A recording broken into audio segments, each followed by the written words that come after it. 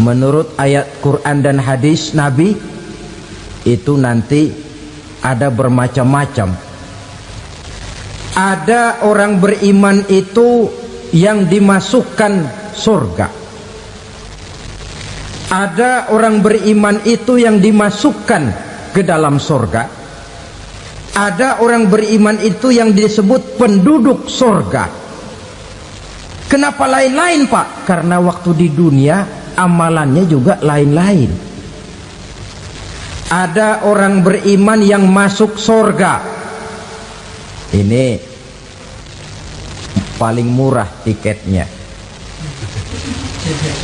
Mau masuk surga?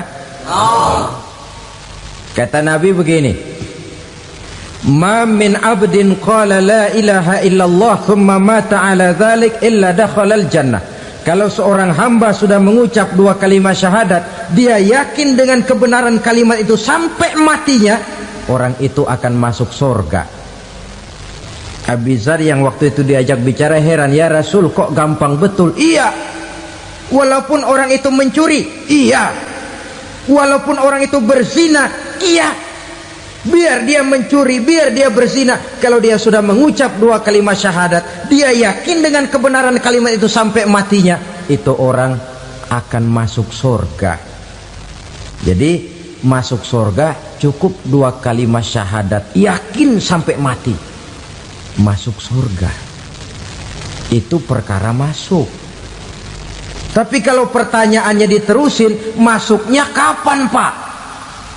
Nah, ini lain lagi urusannya. Sebab ada yang masuknya itu langsung, ada yang mampir dulu. Di sana tempat cuma dua, kalau tidak surga, neraka. Mau ke surga tapi mampir dulu, yang mampirnya jelas di neraka. Kenapa? Dalam hadis qudsi ada riwayat, nanti itu di akhirat, setelah Allah selesai mengatur penduduk surga masuk surga, yang neraka masuk neraka, Allah berkata kepada malaikat Malik, malaikat Malik, labaik ya Allah, itu bajingan-bajingan tengik, manusia-manusia durjana yang waktu di dunia tidak mau sujud, jauh dari ulama, gemar melakukan yang munkarat dan maksiat, hidup di tengah masyarakat selalu jadi bibit keonaran, kufur, sudah masuk neraka semua. Sudah ya Allah. Nah, kalau sudah, coba sekarang kamu masuk, Malik. Saya, iya, masuk neraka. Mau apa ya Allah? Kata Allah, akhriju minan nar man kana fi qalbihi misqala habbatin min khardalin min iman. Kau masuk neraka, cari di dalam neraka orang-orang yang ada imannya walaupun kecil sebesar biji zarah, angkat mereka keluar.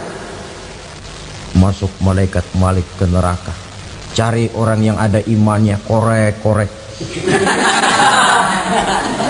Ya repot, udah pada gosong. Yang ada imannya diangkat ke atas, yang ada imannya diangkat ke atas, lalu dimandikan di Nahrul Hayat, namanya sungai kehidupan di akhirat nanti. Cakep lagi rupanya, bersih lagi wajahnya, apel di hadapan Allah. Kata Allah, bagaimana mas? Kapok nggak sampean? Kapok ya Allah. Nah, kalau kapok, idhab fadkhulil jannah, pergi masuk surga sana. Berangkat mereka ke surga, ketemu sama teman-temannya yang udah sampai lebih dulu, yang nggak pakai mampir lagi. Terjadi dialog. Kata teman-temannya yang udah pada nyampe duluan, mas, iya, emang baru sampai? Saya baru sampai. Memang mampir di mana dulu mas? Kita sudah lama sampai di surga. Saudara buka surah Al-Muddatsir ayat 34-35. Ma salakakum fis saqar? Kenapa kamu mampir di neraka Saqar? Qalu lam naku minal musallin. Mereka menjawab, kami mampir di neraka Saqar mas, gara-gara dulunya kami waktu di dunia tidak pernah sholat. Tidak pernah sholat? Tidak pernah. Kan rumahnya dekat masjid, cuma dekat doang mas. Sholat mah enggak saya. Enggak pernah ngasih makan fakir miskin, enggak pernah hadir di majelis taklim, pendeknya enggak pernah melakukan kebajikan, maka saya pun mampir di neraka sakor. Untung betul saya punya iman mas sedikit. Waktu hidup di dunia dulu saya pernah mengucap 2 kalimat syahadat, sekali-kalinya waktu mau kawin. Masya Allah. Untung saja kawin, kalau nggak kawin polos.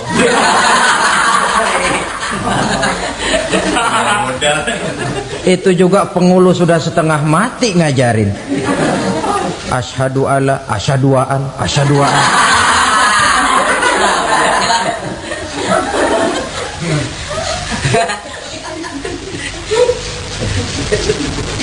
Ini namanya masuk surga, ada mampir dulu.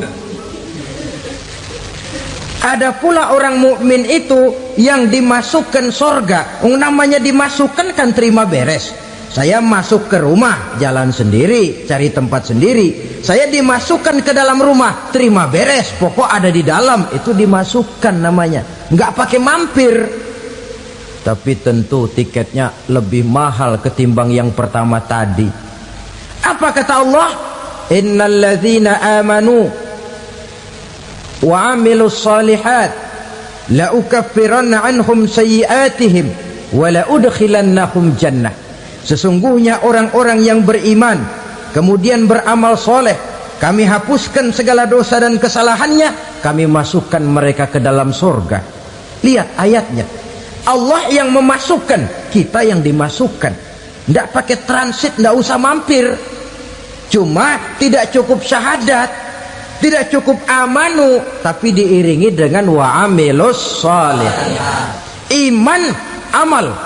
Tidak cukup syahadat, lalu dibuktikan dia sholat, dia zakat, puasa, lalu dia melakukan berbagai macam kebajikan. Ini yang menyebabkan dia tidak pakai mampir di tempat yang bernama sakor. Lalu ada pula orang mukmin itu yang disebut penduduk sorga. Wah, ini sudah VIP ini. Ashabul jannah, penduduk sorga.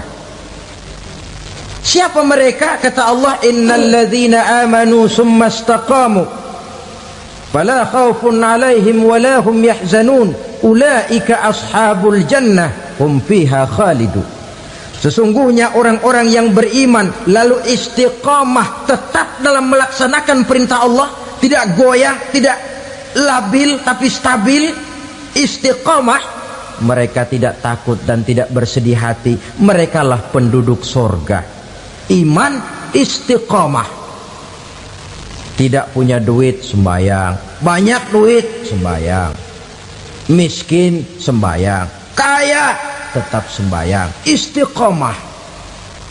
Kadang orang kalau susah rajin ke masjid, banyak duitnya ngelihat masjid melengos. Waktu miskin hamba Allah, setelah kaya jadi hamba harta. Bergeser, tidak ada nilai istiqomahnya. Saudara-saudara, dengan begitu penduduk neraka itu dua. Ada penduduk permanen, ada penduduk yang semi permanen. Yang semi permanen orang-orang beriman yang mempunyai dosa besar. Mereka masuk ke neraka untuk menerima azab sesuai dengan dosanya. Bila selesai masa azab itu, mereka akan diangkat untuk ditempatkan kembali ke dalam surganya Allah Subhanahu wa ta'ala. Nah, dikala itulah saudara-saudara, ada yang disebut syafaat dari Rasulullah Sallallahu Alaihi Wasallam. Tapi tentu jangan lupa, syafaat ini ibarat kain menambal dia. Kita punya kain bolong-bolong sedikit, syafaat yang menambal. Sholat kita ada kurang dikit, sedekah kita ada campur riak dikit, amalan kita ada tidak karena Allah dikit, kita berharap syafaat. Jadi biarlah kain masih bolong-bolong, yang penting punya kain. Tapi kalau kainnya tidak ada, yang ditambal apanya? Sholat tidak, puasa tidak, zakat tidak, berharap syafaat saja. Ya, terlalu berlebihan itu. Saudara hadirin yang saya hormati, apabila selesai proses penghisaban, proses penghitungan, maka dikala itulah manusia terbagi dalam dua kelompok besar. Fariqun fil jannah wa fariqun fis sa'ir. Sekelompok orang-orang beruntung yang masuk ke dalam surga, dan sekelompok lagi masuk ke dalam neraka. Ibu-ibu, saudara-saudara kaum muslimin rahimakumullah, pada pertemuan yang lalu sudah saya jelaskan bahwa hidup selalu berakhir dengan kematian. Apabila datang kematian menimpa seseorang, datanglah kiamat baginya. Itu yang disebut dengan kiamat kecil. Hakikatnya mati adalah perpindahan dari kehidupan di dunia ini menuju kehidupan di alam barzakh. Menunggu kita di alam barzakh sampai datangnya saat kiamat. Entah 10 tahun, entah 100 tahun, entah 1000 tahun, hanya Allah saja yang maha tahu. Adapun orang-orang beriman yang melakukan amal kebajikan dalam kehidupan di dunia ini, masa penantian yang lama di alam barzakh buat mereka sebentar saja. Tetapi bagi orang-orang kafir yang ingkar, yang tidak beriman kepada Allah, yang hidup di dunia cuma menumpuk-numpuk dosa, tentu penantian di alam barzakh akan merupakan waktu yang sangat lama. Bukankah dalam kehidupan kita waktu itu memang relatif? Contoh misalnya, bagi pemuda-pemudi yang sedang duduk asyik memadu cinta, waktu 4-5 jam saja rasanya cuma 4-5 menit, tenggelam oleh keasikan. Tapi buat orang yang berbaring di rumah sakit, meratap di balik-balik apa itu tembok derita kata lagu, di balik dinding-dinding penjara, sehari bagai seminggu, seminggu rasa sebulan, sebulan boleh jadi rasa setahun. Penantian yang sangat lama. Kapan kiamat itu akan datang? Ini rahasia Allah. Jangankan kita yang orang awam, baginda Nabi sendiri tidak diberitahu oleh Allah kapan kiamat itu akan terjadi. Tetapi sungguh pun demikian, banyak hadis-hadis yang menjelaskan ciri atau tanda-tanda datangnya kiamat. Nah, kalau sudah bicara soal tanda kiamat itu ada dua. Pertama yang disebut alamatus sughra, tanda-tanda kecil. Ini waktunya masih ada tenggang. Ada yang dinamakan alamatul kubra, tanda-tanda besar. Artinya kiamat sudah diambang pintu. Apa tanda-tanda kecil dari datangnya hari kiamat itu? Misalnya kata Nabi, apabila ilmu sudah diangkat oleh Allah, artinya apabila ulama sudah banyak wafat, minat orang belajar agama berkurang, lalu kebodohan nampak merajalela di mana-mana, zina dikerjakan secara terbuka, minuman-minuman keras jadi kebanggaan, itu termasuk di antara tanda-tanda kecil terjadinya hari kiamat. Apalagi misalnya iza waladatil ammatu rabbataha, apabila budak sudah melahirkan tuan.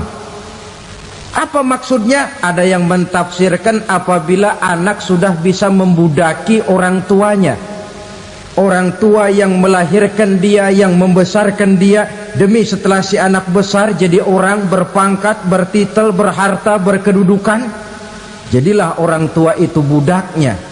Sehingga sering dibilang kalau orang tua kaya, anak jadi raja, tapi kalau anak yang kaya, orang tua sering jadi budak. Apalagi munculnya fitnah yang bergelombang, timbul perang antara dua bangsa yang besar, waktu berjalan terasa sangat pendek sekali. Itu merupakan tanda di antara tanda-tanda kiamat. Termasuk di dalamnya sulit membedakan mana laki, mana perempuan. Kan kalau tanda-tanda kayak begini sekarang sudah banyak kita lihat kan.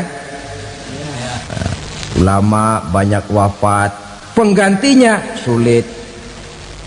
Zina dikerjakan berterang-terangan, minuman keras jadi kebanggaan, banyak anak membudaki orang tuanya, sulit membedakan mana laki mana perempuan. Kadang-kadang dari belakang kita lihat perempuan bener, begitu kita colek nengok jenggotan.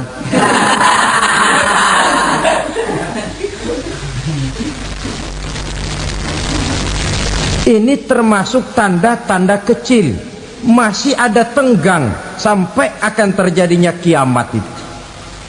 Nah, yang dimaksud dengan tanda-tanda besar, ini tanda besar artinya kiamat sudah di ambang pintu. Pertama, matahari terbit dari sebelah barat. Apabila matahari sudah terbit dari arah sebelah barat, tertutuplah sudah pintu taubat. Bersabda Nabi kita, la taqumus sa'atu hatta tatlu'a syamsu min maghribiha. Tidak akan datang hari kiamat sampai matahari terbit dari arah sebelah barat. Wa iza tala'at, manakala matahari telah terbit dari arah sebelah barat, wara'ahan nasu, manusia banyak menyaksikan itu, amanu ajma'un, mereka pun lalu beriman. Yang tadinya kafir, yang tadinya ingkar, yang tadinya membangkang, setelah melihat matahari terbit dari sebelah barat, buru-buru beriman, berlomba-lomba mengucap dua kalimat syahadat. Tapi apa yang terjadi? Kata Nabi, wadzalika hina la yanfa'u nafsan imanuha lam takun amanat min qabl. Hari itu adalah hari yang iman sudah tidak berguna lagi bagi seseorang apabila sebelumnya memang dia tidak pernah beriman. Au kasabat fi imaniha khaira, atau beriman tetapi tidak pernah melakukan kebajikan di dalam keimanannya itu. Hari yang sudah kasib, hari yang sudah terlambat, beriman tidak akan ada gunanya lagi. Ini pelajaran buat kita. Sebelum sang surya terbit dari sebelah barat, sebelum nafas sampai di tenggorokan, artinya pintu taubat masih terbuka. Kalau dua hal itu sudah terwujud, nafas sudah sampai di kerongkongan atau matahari sudah terbit dari arah sebelah barat, tertutuplah sudah pintu taubat. Tak ada lagi gunanya pangkat, jabatan, harta, bahkan beriman pun dalam suasana macam itu too late, kata orang Kulon. Sudah terlambat. Matahari terbit dari arah sebelah barat, itu tanda besar, artinya kiamat sudah di ambang pintu. Lalu apalagi tanda besar? Munculnya Dajjal. Dajjal artinya pendusta-pendusta yang menyesatkan manusia. Ada dua macam Dajjal, saudara. Ada Dajjal kecil, ini Dajjal kelas teri. Kalau ini sejak zaman Rasulullah sudah ada itu. Tiap zaman ada. Di zaman Rasulullah misalnya ada yang bernama Aswad al-Unsi dari Yaman. Ada yang namanya Musailamah Al-Kazzab dari Yamamah. Ada yang namanya Ibnu Sayyad dari Madinah. Ini dajjal-dajjal di zaman Rasul. Musailamatul Kazzab memproklamirkan diri jadi nabi dia. Di zaman Rasul masih hidup. Ini dajjal zaman Nabi. Di zaman sahabat muncul dajjal-dajjal. Di zaman kita sekarang ini dajjal-dajjal pun gentayangan. Dajjal-dajjal kelas teri. Kerjanya mendustakan manusia, menyesatkan manusia, memalingkan manusia dari jalan yang benar dan diridhoi oleh Allah Subhanahu wa taala. Adapun yang merupakan tanda besar dari datangnya kiamat, dajjal-dajjal kelas kakap. Pembohong-pembohong besar yang menyesatkan masyarakat manusia berpaling dari jalan Allah mengikuti jalan mereka. Apa sih ciri dajjal itu? Kata Nabi dalam hadis Bukhari Muslim, inna dajjala, sesungguhnya yang namanya dajjal itu yakhruju, satu saat akan muncul mendekati hari kiamat. Wa inna ma'ahu ma'an, si dajjal ini membawa air. Wa naran, dan juga membawa api. Dua simbol. Di tangan yang satu dia bawa air, di tangan yang satu dia bawa api. Wa ammal ladzi yarahu an-nasu ma'an fanarun. Adapun yang orang banyak lihat air, hakikatnya adalah api. Yang dilihat api, hakikatnya adalah air. Oleh sebab itu, kalau api yang ditawarkan, ambillah air. Kalau air yang ditawarkan, pilihlah api. Maksudnya apa ini? Ini bahasa simbol, saudara-saudara. Dajjal bicaranya seolah-olah untuk kepentingan manusia, menawarkan surga. Surga yang dia tawarkan hakikatnya neraka. Hai manusia, kalau kau mau bahagia, jangan dekat-dekat dengan agama. Solat itu tidak efektif dan efisien, tidak produktif dari segi ekonomi itu. Menghadiri majelis taklim cuma buang-buang waktu. Tahajud, tasbih, tahlil, baca Quran, apa itu? Pekerjaan mubazir saja. Hidup ini cuma sekali, masa yang cuma sekali, manfaatkan dengan sebaik-baiknya. Mumpung, dibawanya sifat mumpung tetapi dalam pengertian yang sangat negatif. Bicaranya seolah-olah untuk kepentingan manusia, tetapi sebenarnya menjerumuskan manusia. Menawarkan air tapi sebenarnya api, menawarkan api tapi hakikatnya air. Buat apa kamu sholat? Buat apa kamu bayar zakat? Buat apa kamu puasa? Surga yang dicanangkan dajjal hakikatnya neraka. Neraka yang digambarkan dajjal pada dasarnya adalah surga. Jadi memutarbalikan fakta itu kerjaan dajjal. Yang hak jadi batil, yang batil dibilang hak, yang benar jadi salah, yang salah malah jadi benar. Tuntunan disuruh jadi tontonan, tontonan malah menjadi tuntunan. Itu pekerjaan dajjal profesinya. Zamannya Nabi Adam, dajjalnya kan iblis. Betul? Betul. Apa sih gang kerayuan iblis itu? Allah setelah menciptakan Nabi Adam kan bilang, Adam, kau dan istrimu Hawa tinggal di surga ini. Seluruh fasilitas yang ada di surga persilahkan kau nikmati. Satu yang tidak boleh, jangan coba-coba dekati pohon khuldi. Dekat saja jangan, apalagi sampai memetiknya. Datang dajjal yang namanya iblis ini. Adam, kamu tahu nggak kenapa tidak boleh makan buah khuldi? Ya nggak tahu, pokoknya saya dilarang. Bodoh kamu Dam. Khuldun artinya kekal.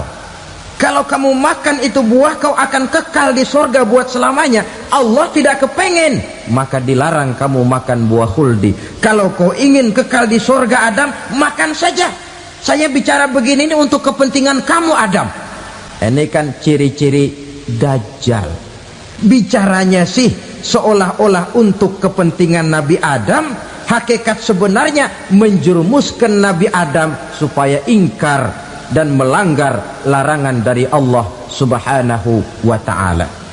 Jadi setelah muncul Dajjal, timbul kekacauan-kekacauan di masyarakat. Banyak yang terpengaruh, terpedaya dan terpesona, termasuk mereka yang memproklamirkan diri jadi nabi, mereka yang memproklamirkan diri jadi rasul di zaman sesudah Rasulullah wafat. Itu adalah Dajjal.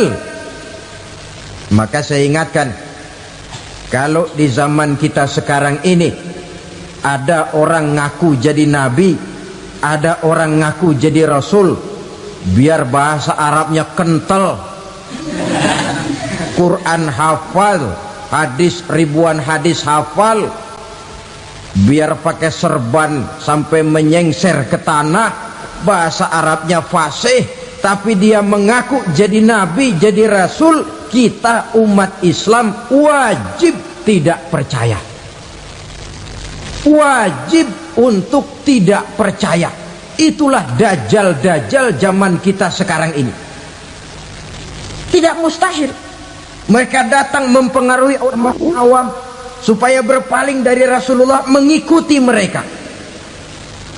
Nah, di akhir zaman nanti, mendekati hari kiamat, Dajjal ini muncul. Dajjal kelas kakap, menyesatkan masyarakat manusia untuk berpaling dari Islam, mengikuti seruan mereka. Apalagi di antara datangnya kiamat itu, tanda yang besar itu, turunnya Nabiullah Isa Al-Masih, putra Maryam. Menurut berbagai hadis yang sahih, Nabi Isa Al-Masih nanti akan turun lagi, tidak membawa risalah yang baru, tapi meluruskan risalah Islam ini yang telah banyak ditinggalkan oleh masyarakat. Bahkan ada hadis menjelaskan beliau akan membunuh Nabi, mematahkan kayu-kayu salib, lalu melaksanakan haji dan umrah mengikuti syariat Nabi Muhammad, bukan membawa agama baru. Menjadi semacam mujaddid, reformer, menyelamatkan manusia dari bisikan Dajjal. Bahkan ada riwayat yang menjelaskan bahwa Nabi Isa berhasil mengalahkan Dajjal, mengembalikan masyarakat manusia kembali kepada ajaran Islam yang datang dari Allah, dibawa oleh Rasulullah Sallallahu Alaihi Wasallam. Dengan kata lain, turunnya Nabi Isa bukan sebagai Nabi dan Rasul baru, tetapi mengikuti syariat Nabi kita Muhammad Sallallahu Alaihi Wasallam. Saudara hadirin, ibu-ibu hadirat yang saya hormati, kemudian apalagi di antara tanda-tanda besar akan datangnya kiamat itu? Keluarnya asap atau awan. Kata Nabi, inna min asrati sa'ah dukhanan yamla'u ma bainal masyriqi wal maghrib. Di antara tanda-tanda kiamat, munculnya awan antara langit dan bumi. Ini pun diperkuat dalam surah Ad-Dukhan ayat 10. Fartaqib yauma ta'tis sama bidukhanin mubin fayughshan nas hadza azabun alim. Bagi orang-orang yang beriman, mereka biasa-biasa saja, tapi bagi orang kufur, datangnya asap dan awan ini merupakan azab yang kelewat pedih. Barangkali sedikit mendekati gambaran tentang azab yang pedih ini, saya ingatkan alam pikiran kita kepada peristiwa yang belum lama terjadi. Pernah dengar berita bocornya reaktor nuklir di Chernobyl, Uni Soviet? Pernah dengar? Nah, bocornya reaktor nuklir di Chernobyl yang mengakibatkan ratusan, bahkan sangat mungkin ribuan nyawa. Cuma satu reaktor. Bagaimana kalau seluruh cadangan nuklir yang dimiliki oleh para negara adikuasa ini diledakkan? Bahkan yang konon menurut catatan cadangan nuklir yang dimiliki bersama oleh Amerika dan Rusia sekarang ini sudah sanggup memusnahkan 6 miliar manusia, 1,5 kali lebih banyak dari jumlah manusia yang nongkrong di permukaan bumi ini. Saudara-saudara hadirin yang saya hormati, lalu saat mendekati hari kiamat, apalagi tandanya setelah Nabi Isa wafat, pada saat turunnya yang kedua kali, lalu Allah meniupkan angin sejuk, semua orang-orang beriman, orang-orang baik wafat, sehingga penghuni bumi ini cuma tinggal lagi terdiri dari orang-orang kafir. Tidak ada lagi di bumi ini yang bisa mengucapkan Allah. Hingga dalam hadis qudsi itu ada keterangan, innallaha azza wa jalla yaqulu li Israfil, Allah pernah pesan kepada malaikat Israfil, kata Allah, Israfil, idza sami'ta qailan yaqul Allah Allah fa akhirin nafakh 40 sanatan ikraman liqailiha. Hai Israfil, apabila kau dengar di permukaan bumi masih banyak orang yang mengucapkan Allah Allah, maka tunda sangkakala kiamat itu 40 tahun. Untuk apa? Ikraman liqailiha, menghormati orang yang mengucapkan Allah Allah itu. Wah, jadi karena sekarang masih banyak yang mengucapkan Allah, besar hatilah kita, masih jauh kiamat itu. Tapi jangan lupa, kiamat pribadi, kiamat kecil itu yang gak kita sangka-sangka. Ajal datang mencabut nyawa, itu kiamat pribadi, dan itu yang pasti kita hadapi, dan itu yang membuat kita tidak boleh bersikap main-main di dalam kehidupan sekarang ini. Saudara hadirin yang saya hormati, tidak ada lagi orang-orang muslim, seluruh penduduk dunia ini kafir. Lalu terciptalah struktur sosial yang berlandaskan prinsip hidup semau gue. Bakal terjadilah prinsip di mana yang kaya menyantap yang miskin, yang kuat menindas yang lemah. Hidup sudah bagaikan di rimba belantara, berlaku hukum rimba, siapa yang kuat dia yang menang, siapa yang lemah menjadi mangsa. Timbul kekacauan, maksiat merajalela, munkarat menjadi-jadi, sehingga isi bumi ini penuh dengan segala macam perbuatan dosa. Tidak ada perlunya lagi alam diperpanjang temponya. Datang saat yang sudah dijanjikan oleh Allah Azza wa Jalla, maka terjadilah yang disebut kiamat kubra, kiamat besar, kiamat ancur-ancuran. Bagaimana kejadian ini dimulai? Dalam surah Az-Zumar ayat 68, Allah Subhanahu wa taala berfirman, wa nufikha fis suri fasa'iqa man fis samawati wa man fil ardi illa man sya'allahu. Maka manakala ditiuplah sangkakala, terkejutlah seluruh yang ada di langit dan seluruh yang ada di bumi. Bila saat kiamat datang, Allah perintah malaikat Israfil, Israfil, tiup sangkakalamu. Ditiuplah sangkakala oleh malaikat Israfil, yang akibat daripada tiupan itu seluruh yang ada di langit, seluruh yang ada di permukaan bumi terkejut. Yang ada di langit siapa? Malaikat kan. Bayangin aja kalau malaikat kaget, apalagi kita. Terkejut seluruh makhluk yang ada di bumi, yang ada di langit mendengar suara sangkakala itu. Bunyinya tidak sanggup kita bayangkan dahsyatnya. Ledakan nuklir, ledakan neutron, belum apa-apa ketimbang bunyi sangkakala malaikat Israfil ini. Nah, lalu mendengar bunyi sangkakala ini, gemparlah makhluk, kacaulah alam. Bumi gempa, planet-planet bertabrakan, gunung meletus, air laut tumpah ke darat, angin topan bertiup, halilintar menyambar. Lalu semua yang bernama hidup mati total. Mati bareng tanpa persiapan. La haula wala quwata illa billah.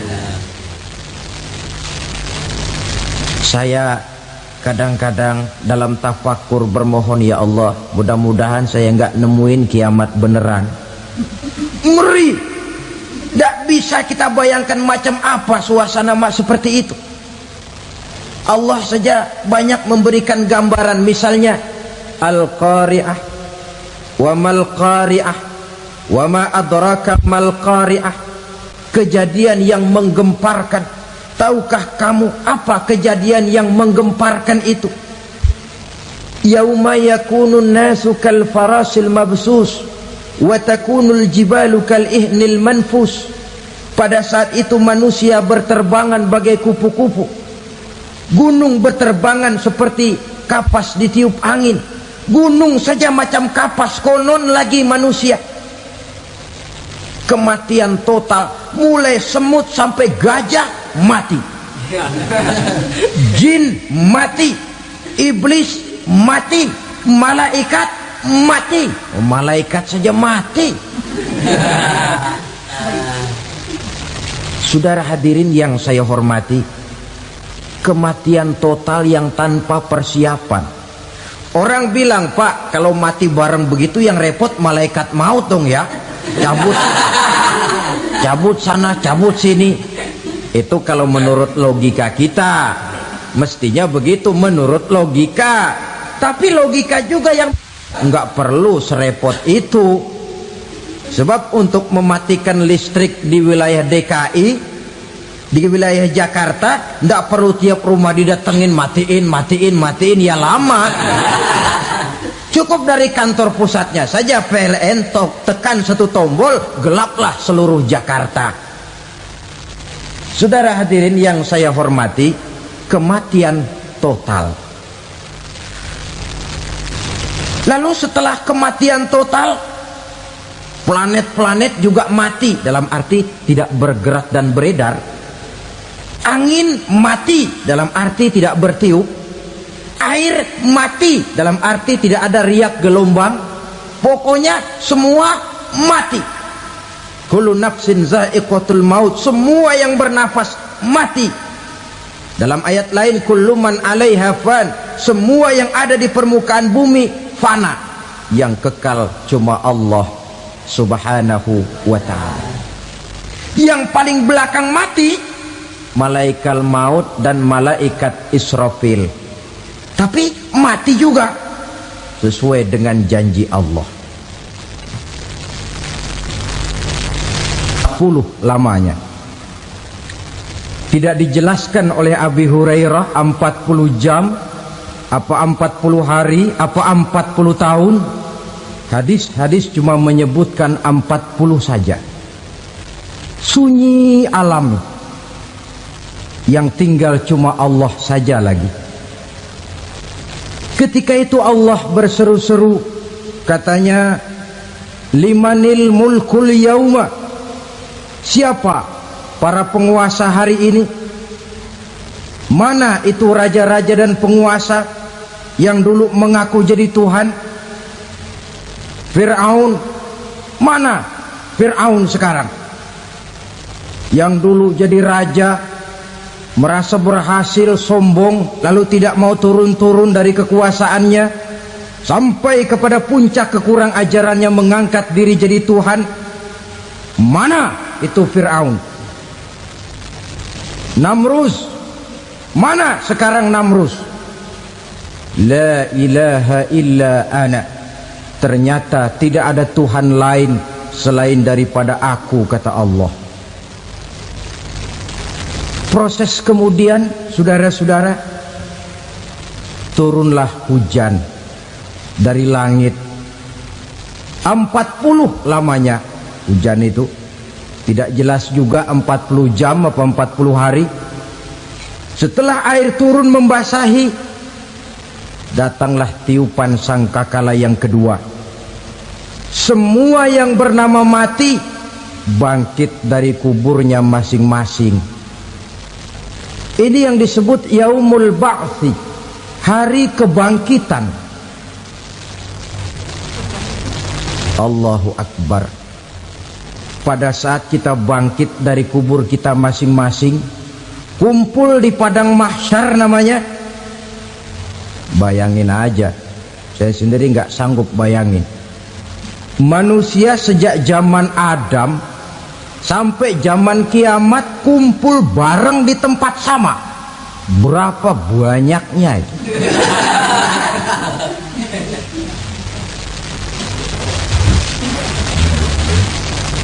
Dan yang luar biasa menurut satu riwayat, pada saat bangkit itu, Masya Allah, roman muka kita berubah, disesuaikan dengan amalan kita waktu di dunia ini. Barang siapa yang waktu di dunia amalannya itu amalan tikus, di akhirat nanti dia bangkit dari kubur, mukanya seperti muka tikus. Gagah betul badannya, tapi mukanya seperti tikus. Kenapa? Amalannya waktu di dunia seperti amalan tikus. Apa amalan tikus itu? Suka ngegeragoti barang yang sudah disimpan rapi-rapi. Orang sudah simpan uang rapi-rapi, simpan perhiasan rapi-rapi, digeragoti oleh tikus. Maling-maling, pencoleng-pencoleng, koruptor-koruptor, itu nanti di akhirat nanti kita lihat mukanya seperti muka tikus. Oh, ini waktu di dunia suka nyolong, mukanya seperti muka tikus. Barang siapa yang waktu di dunia ini amalannya itu amalan macan, dia akan bangkit nanti mukanya seperti muka macan. Apa amalan macan? Macan itu amalannya menang-menangan. Orang yang mau menang saja nggak mau mengalah. Coba lihat di hutan, kenal hutan nggak? Di hutan, raja hutan di mana-mana pasti macan, betul kan? Betul. Padahal hutan belum pernah bikin pemilihan umum. Tapi macan tidak peduli ada pemilihan umum apa tidak, pokok saya raja. Sebab apa? Macan jadi raja itu bukan karena benar, tapi karena kuat jadi raja. Setelah dia jadi raja, rakyat hutan yang mesti dilindungi malah dimakan oleh raja macan. Kambing rakyat hutan dimakan oleh macan. Ayam rakyat hutan dimakan oleh macan. Itu nanti kita lihat di akhirat itu mukanya seperti muka macan, gagah betul. Lalu barang siapa yang di dunia ini amalannya itu seperti amalan anjing, nanti dia punya muka seperti muka anjing. Apa amalan anjing? Pertama, anjing itu kalau disuruh jaga rumah, dia tidak bisa membedakan mana maling, mana tamu. Biar yang datang maling, kalau bawa tulang, anjing kalem. Yang kedua, anjing itu akan setia kepada siapa saja yang memberinya roti. Siapa yang memberinya roti, itulah majikannya. Apa kata majikannya, pasti dia laksanakan. Soal benar atau salah dia tidak peduli. Setelah anjing dapat roti, dia tidak punya pilihan lain kecuali bilang, abdi mah kumaha juragan wae ayeuna mah.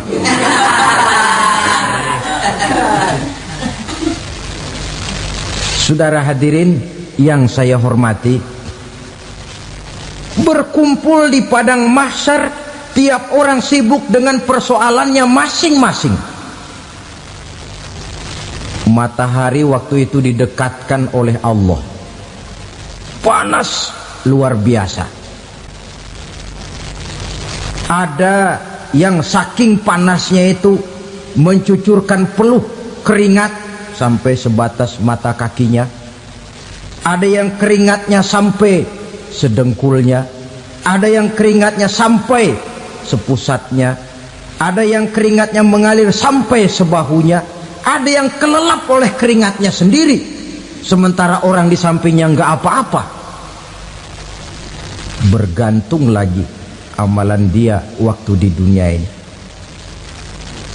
Saudara-saudara, sebagian orang dalam kepanikan padang mahsyar berombong-rombong datang mereka menghadap Nabi Adam. Ya Adam, anta abal bashar. Hai Adam, Tuhan adalah bapak moyang manusia. Kami sebentar lagi akan disidang, dimintakan pertanggungan jawab. Tolonglah kami, hai Adam. Kata Nabi Adam, jangankan nolongin sampean, saya sendiri tanggung jawab di hadapan Allah ketika dulu tidak boleh makan khuldi, saya serobot. Sudahlah, urus diri masing-masing saja, nafsi. Begitu kata Nabi Nuh, begitu kata Nabi Ibrahim. Tiap orang bertanggung jawab sendiri-sendiri. Ketika itulah saudara-saudara, nikmatnya menjadi umat Nabi besar Muhammad sallallahu alaihi wasallam.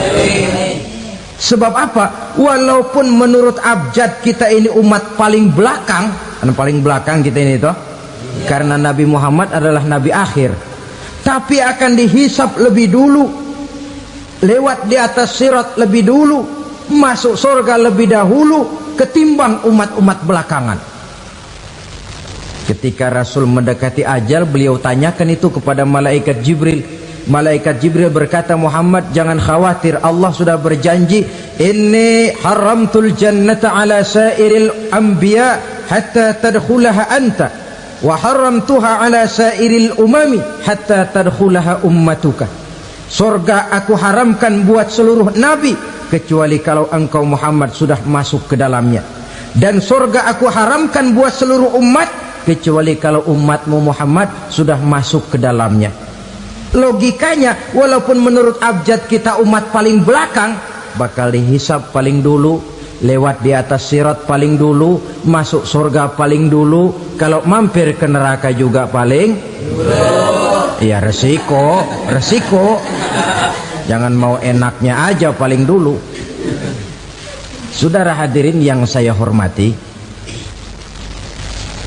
setelah masa kebangkitan itu jangan dikira begitu bangkit langsung diperiksa, masih menunggu menanti ribuan tahun perhitungan padang mahsyar untuk sampai kepada proses yang disebut yaumul hisab, hari perhitungan. Seorang demi seorang bakal dipanggil. Bayangkan saja, kita se-RT saja di absen, kadang-kadang perlu waktu lama. Ini manusia sejak zaman Nabi Adam sampai datang hari kiamat, satu demi satu disidang di hadapan Qadhi Rabbul Jalil. Status sosial copot sudah waktu itu. Yang pernah jadi hartawan di situ tidak lagi kelihatan kehartawanannya. Yang pernah jadi jenderal tidak lagi dipanggil jenderalnya. Yang ustadz tidak lagi dipanggil al-mukarramnya. Seluruh status sosial selesai. Dipanggillah kita seorang demi seorang menghadap Qadhi Rabbul Jalil. Bagaimana proses penghisaban itu? Pertama, proses tanya jawab. Di antaranya ada hadis menyatakan, lan tazula qadama 'abdin yaumal qiyamah hatta yus'ala an arba'i khisalin. Besok di hari kiamat tidak akan bergeser telapak kaki seorang hamba sampai dia ditanya lebih dulu tentang 4 persoalan. Tentang ilmunya, kemana ilmu itu diamalkan. Tentang umurnya, di mana umur itu dihabiskan. Tentang masa mudanya, kemana masa muda itu dipakai. tentang hartanya, dari mana harta itu didapat dan kemana harta itu dibelanjakan. Ini termasuk proses tanya jawab. Jadi kalau istilah pengadilan dunia, nama Fulan bin Fulan. Kamu waktu di dunia diberikan umur panjang untuk apa? Pernah mengalami masa muda, kemana kau habiskan masa remajamu? Kau diamanahkan ilmu, dengan apa ilmumu kau amalkan? Kau diberikan harta, dari mana harta kau dapat, kemana kau belanjakan? Tak seorang pun yang bisa mungkir. Sebab apa? Dikala itu yang menjadi saksi bukan orang. Yang menjadi saksi adalah seluruh anggota badan kita. Tangan bicara, kaki jadi saksi terhadap seluruh amalan yang pernah kita kerjakan pada saat kehidupan di alam dunia ini. Selesai proses tanya jawab, lalu diperlihatkan buku catatan kita waktu hidup di dunia ini. Jangan lupa Allah itu menyiapkan 2 superkomputer kepada kita. Sebelah ditempelin sebelah kanan, yang sebelah tempelin di sebelah kiri. Komputer itu namanya Raqib dan Atid, 2 malaikat yang apabila baik kita lakukan, refleks saja akan menulis kebajikan kita. Jahat kita kerjakan, akan tertulis. Catatan itu nanti diperlihatkan kepada kita. Waduh, alangkah malunya pada saat diperlihatkan catatan kita, buku rapot kita merah melulu. Barangkali diperiksa sambil diomelin, brengsek lo. Buku merah melulu begini, bagaimana waktu hidup di dunia? Tidak cukup diperlihatkan buku catatan kehidupan, rekaman kehidupan. Rekaman kehidupan kita secara utuh sejak terlahir sampai ajal datang merenggut nyawa. Barangkali mirip dengan video sekarang ini, di mana terekam dengan baik seluruh kegiatan kita, sejak yang sekecil-kecilnya sampai kepada yang sebesar-besarnya. Untuk kemudian kita pun menerima balasan. In khairan fa khairun wa in syarran fa syarrun. Kalau baik ya baik balasannya, kalau jahat ya jahat juga balasannya.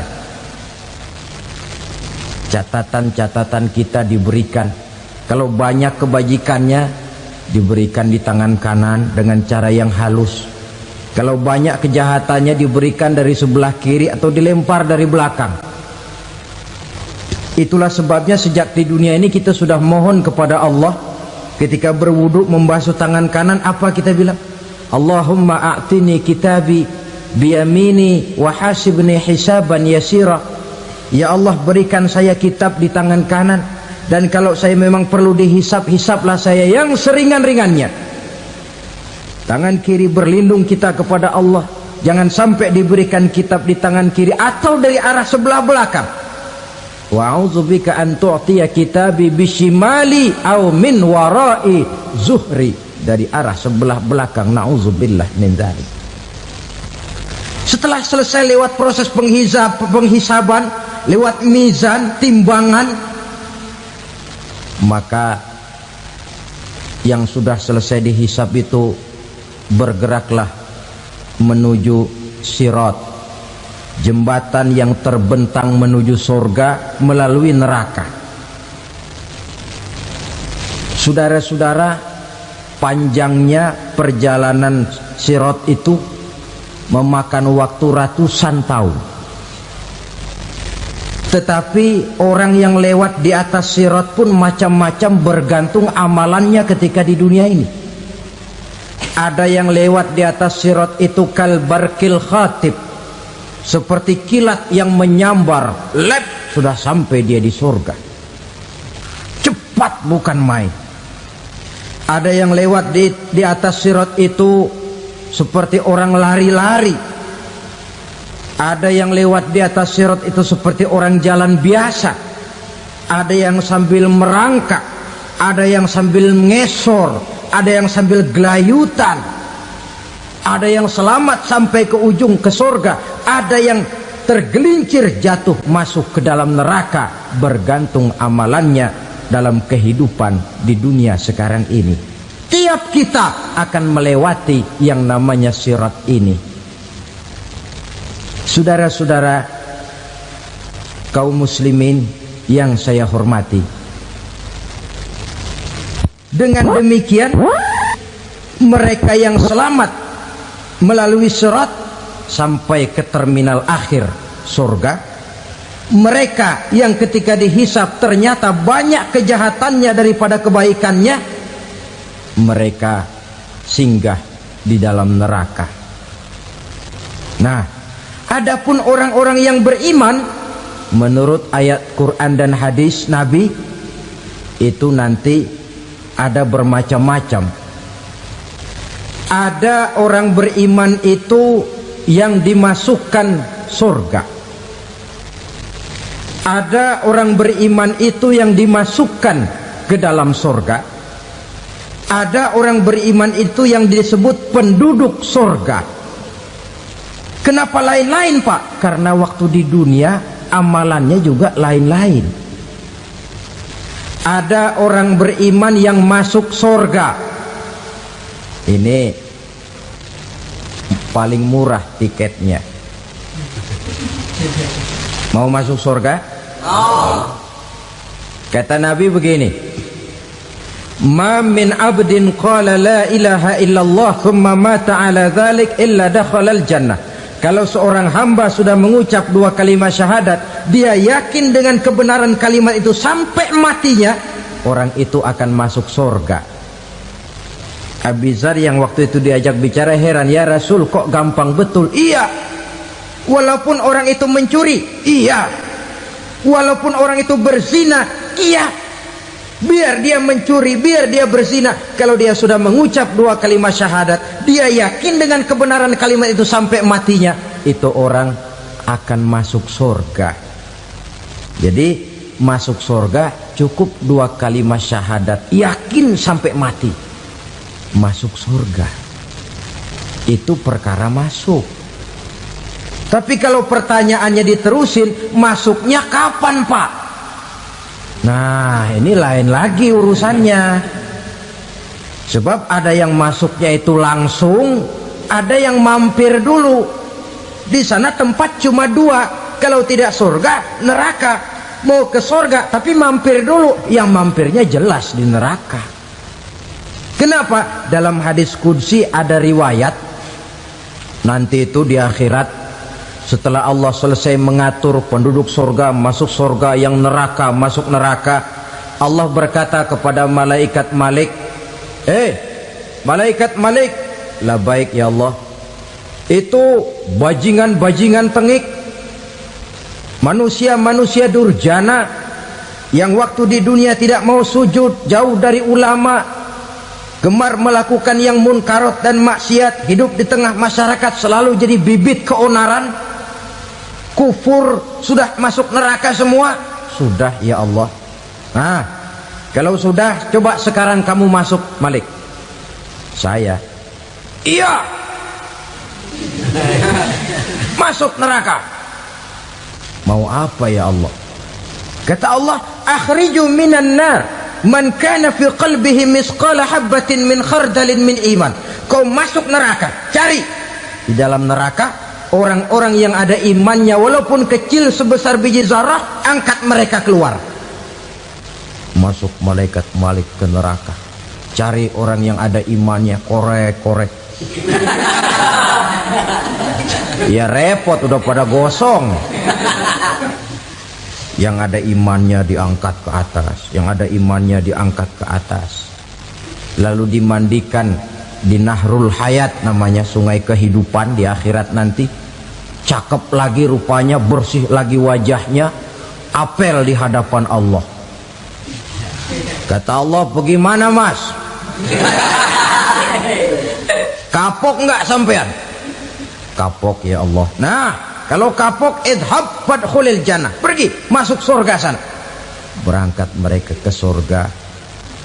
ketemu sama teman-temannya yang udah sampai lebih dulu, yang nggak pakai mampir lagi. Terjadi dialog. Kata teman-temannya yang udah pada nyampe duluan, "Mas, iya, emang baru sampai?" Saya baru sampai." "Memang mampir di mana dulu, Mas? Kita sudah lama sampai di surga." Saudara buka surah Al-Muddatsir ayat 34-35. "Ma salakakum fis saqar?" Kenapa kamu mampir di neraka Saqar? Qalu lam naku minal musallin. Mereka menjawab, "Kami mampir di neraka Saqar, Mas, gara-gara dulunya kami waktu di dunia ndak pernah sholat." Ndak pernah sholat? Ndak pernah. Kan rumahnya dekat masjid. Cuma dekat doang, Mas. Sholat mah enggak saya.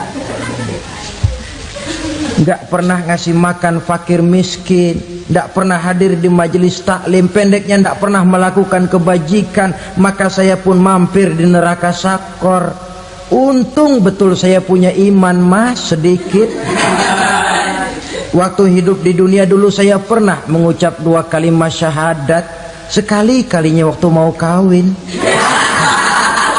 Masya Allah.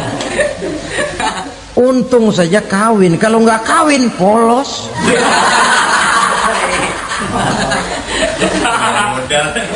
Itu juga pengulu sudah setengah mati ngajarin.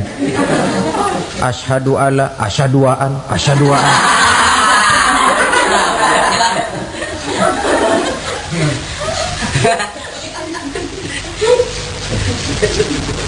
Ini namanya masuk surga, ada mampir dulu.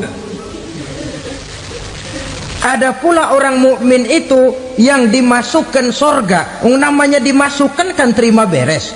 Saya masuk ke rumah, jalan sendiri, cari tempat sendiri. Saya dimasukkan ke dalam rumah, terima beres, pokok ada di dalam, itu dimasukkan namanya.